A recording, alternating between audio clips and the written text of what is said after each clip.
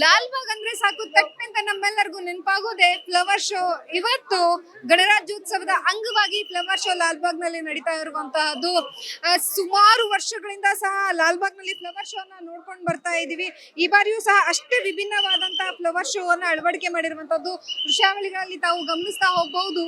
ಪೂರ್ಣಚಂದ್ರ ತೇಜಸ್ವಿ ಅವರ ವಿಸ್ಮಯವನ್ನ ಏನು ಲಾಲ್ಬಾಗ್ ನ ಗಾಜಿನ ಮನೆಯ ಅಂಗಳದಲ್ಲಿ ಸಂಪೂರ್ಣವಾಗಿ ಹೂವಿನ ಮಧ್ಯದಲ್ಲಿ ಅರಳಿರುವಂತಹದ್ದು. ಪೂರ್ಣಚಂದ್ರ ತೇಜಸ್ವಿ ಅಂದ್ರೆ ಸಾಕು ನಮ್ಮೆಲ್ಲರಿಗೂ ನೆನಪಾಗೋದೆ ಮಲೆನಾಡಿನ ಸೌಂದರ್ಯ ನೆನಪಾಗುತ್ತೆ. ಸಂಪೂರ್ಣವಾಗಿ ಮಲೆನಾಡಿನ ಸೌಂದರ್ಯವನ್ನ ಲಾಲ್ಬಾಗ್ನ ಅಂಗಳದಲ್ಲಿ ಹೂವಿನ ಮುಖಾಂತರವಾಗಿ ಅರಳಿಸಿರುವಂತದ್ದು ದೃಶ್ಯಾವಳಿಗಳಲ್ಲಿ ತಾವು ಕಣ್ ತುಂಬಿಕೊಳ್ಬಹುದು.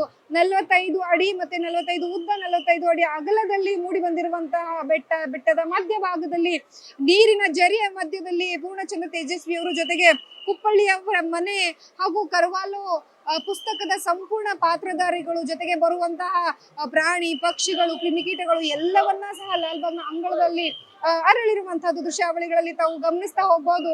ವಿಭಿನ್ನ ಹಾಗೂ ವಿಶೇಷವಾದಂತಹ ಹೂಗಳನ್ನ ಸಹ ಕಣ್ತುಂಬಿಕೊಳ್ಬಹುದು. ಸಾಕಷ್ಟು ಹೂಗಳನ್ನ ಇಲ್ಲಿ ಅಳವಡಿಕೆ ಮಾಡಿದ್ದಾರೆ. ಇವತ್ತು ಕೊನೆಯ ದಿನ ಆಗಿರೋದ್ರಿಂದಾಗಿ ಸಾಕಷ್ಟು ಜನರು ಬರ್ತಾ ಇರುವಂತಹದ್ದು. ಯಾಕಂತಂದ್ರೆ ಸುಮಾರು 14ನೇ ತಾರೀಕಿನಿಂದನೇ ಶುರುವಾಗಿರುವಂತದ್ದು. 14ನೇ ತಾರೀಕಿನಿಂದ ಶುರುವಾಗಿ ಇವತ್ತು ಕೊನೆಗೊಳ್ಳುತ್ತೆ. ಇವತ್ತು ಸಾಕಷ್ಟು ಜನರು ಬರ್ತಾ ಇದ್ದಾರೆ.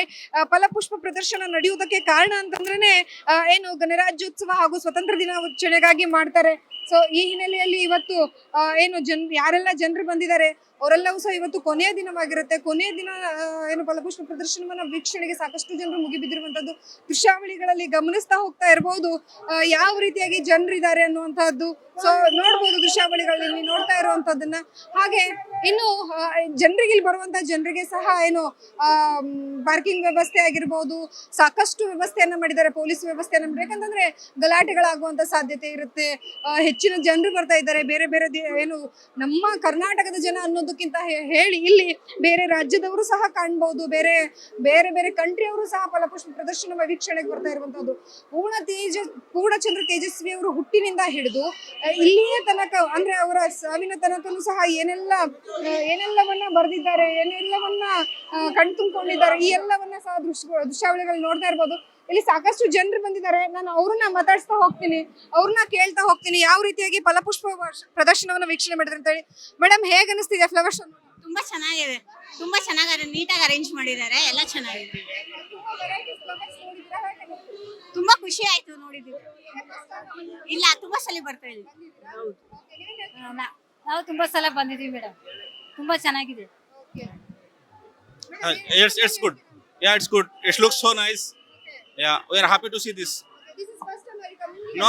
Actually, last time also we came, but this time theme little bit low as compared to previous year. So this time, yeah, it's fine. Yeah, it's good. Thank you. ನೋಡಿದ್ರಲ್ಲ, ಸಾಕಷ್ಟು ಜನರು ಹೇಳಿರುವಂತಹದ್ದು ತುಂಬಾ ಖುಷಿ ಆಗ್ತಾ ಇದೆ. ಕೇವಲ ಕರ್ನಾಟಕದವ್ರು ಮಾತ್ರ ಅಲ್ಲ, ಸಾಕಷ್ಟು ಭಾಗದ ಜನರು ಸಹ ಬಂದಿರುವಂತಹದ್ದು. ಇನ್ನು ಇವತ್ತಿನ ದಿನ ಮಾತ್ರ ಸದ್ಯಕ್ಕೆ ಎಲ್ರಿಗೂ ಅವಕಾಶ ಇರುವುದು.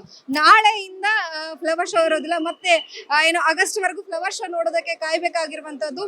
ವಿಶೇಷವಾಗಿ ಈ ಬಾರಿಯ ಥೀಮ್ ಸಾಕಷ್ಟು ಜನರನ್ನ ತನ್ನತ್ತ ಗಮನ ಸೆಳೀತಾ ಇರುವಂತಹದ್ದು. ಕ್ಯಾಮ್ರಾ ಪರ್ಸನ್ ವಿಕಾಸ್ ಪಾಟೀಲ್ ಜೊತೆ ಲಕ್ಷ್ಮೀ ಬಾಗಲಕೋಟೆ, ಅಶ್ವಗನಿ, ಬೆಂಗಳೂರು.